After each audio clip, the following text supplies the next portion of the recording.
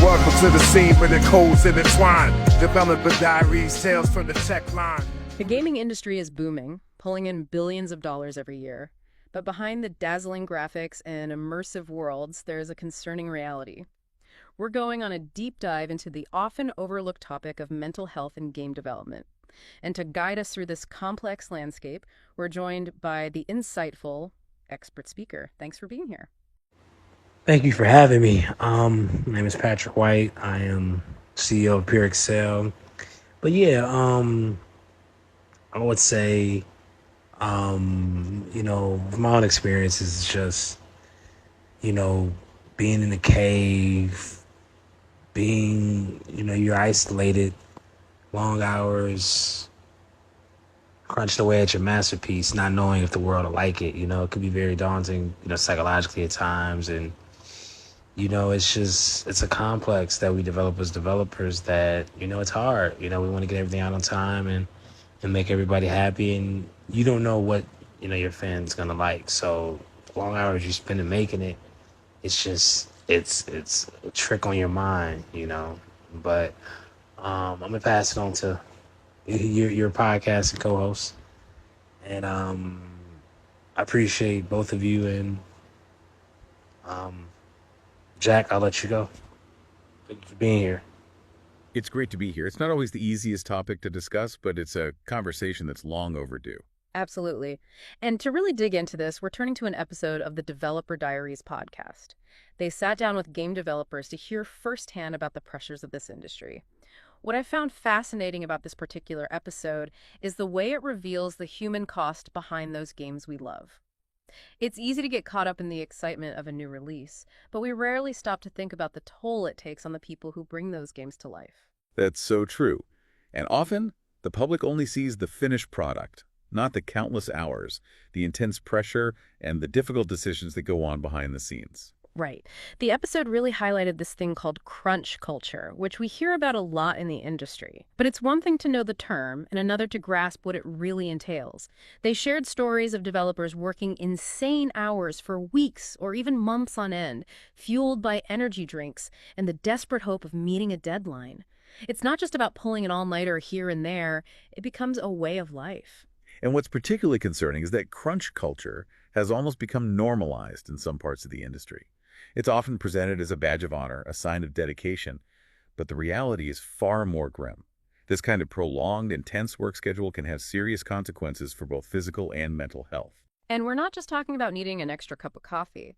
Developers in the podcast described experiencing extreme burnout, where they were physically and emotionally drained, unable to even look at code, let alone be creative. This isn't sustainable for individuals or for the industry as a whole. And it's not just the long hours, right? It's like there's this immense pressure to deliver. We're talking about projects with multi-million-dollar budgets, release dates, set in stone. Yeah. And a community of millions eagerly awaiting. And sometimes, let's be real, harshly judging the final product. That's a really important point. Yeah. The stakes in game development are incredibly high. And that weight, it can be crushing for developers, especially when you combine it with that crunch culture we talked about.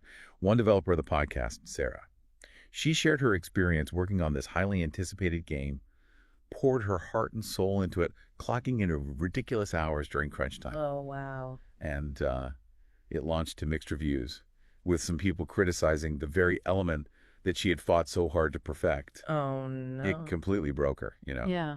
She ended up leaving the company, Mm-hmm.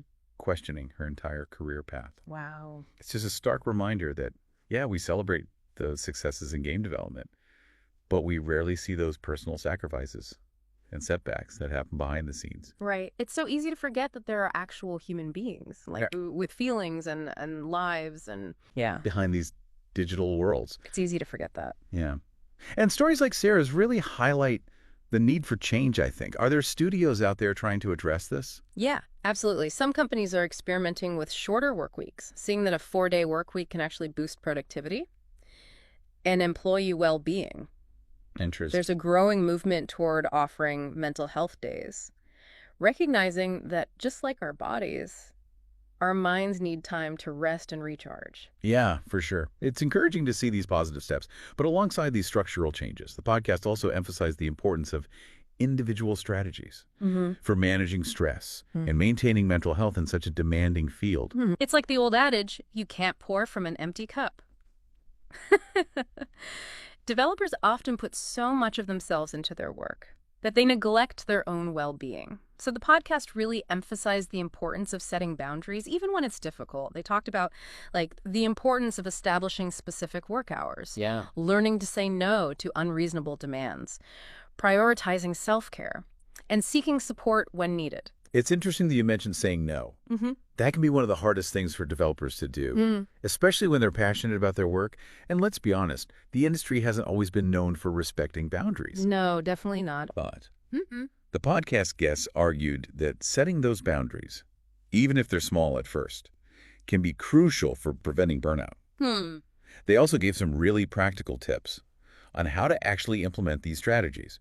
For example, they talked about using techniques like the Pomodoro technique, where you work in intervals traditionally 25 minutes in length, separated by short breaks. Okay. They also highlighted the importance of time blocking, which is essentially scheduling blocks of time for specific tasks. Right. It can be incredibly helpful, especially in a fast-paced environment where distractions are rampant. It sounds like these strategies are all about reclaiming control, over your time and energy, which can be so easily fragmented in the digital age. That's exactly it. And it's not just about managing time, but also managing energy.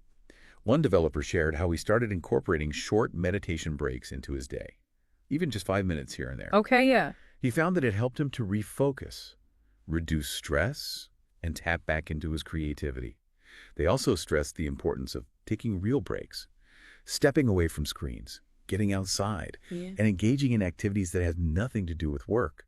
It's about nourishing your mind and body so you can bring your best self to your work, but also to your life outside of work. Yeah, it's so easy to get caught in that cycle, of work, especially in a field like game development that's so demanding and deadline-driven. But these developers make a compelling case, I think, for prioritizing your well-being, not just for your own sake, but for the sake of the work itself, which I thought was interesting. Yeah, absolutely. Like, you can't pour from an empty cup, right? Right. But what really resonated with me was the emphasis on systemic change. They stressed that while individual strategies are crucial, they can only go so far if the work environment itself is inherently unhealthy. You know what I mean? Absolutely. They argued that the industry needs to shift away from that culture of overwork and burnout towards a culture that values sustainability, both in terms of the work itself and the people who do it. 100%. Were there any examples in the episode of studios that are kind of leading the way in this regard? Yeah, they shared some really inspiring examples. One studio implemented a strict no-crunch policy, and they found that not only did the quality of their work not suffer, but employee morale and creativity actually improved. Another studio started offering on-site yoga and meditation classes, recognizing the importance of supporting employees' mental and physical well-being. It's fantastic to see these kinds of initiatives actually taking root. Hopefully more studios will follow suit, Yeah.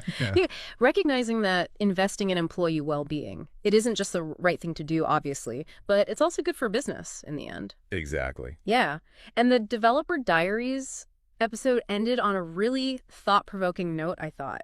They talked about how the responsibility for creating a healthier game development landscape doesn't just lie with the studios and developers, but also with us, the players, which I thought was really interesting because we often forget that there are real people with real lives behind these digital worlds that we get so caught up in. Right? These people pour their hearts and souls into creating these experiences that we enjoy, and maybe it's about being more mindful of where our games come from, supporting studios that prioritize their employees' well-being, or, simply having a little more patience when that inevitable bug pops up. Being a little bit more understanding. Exactly.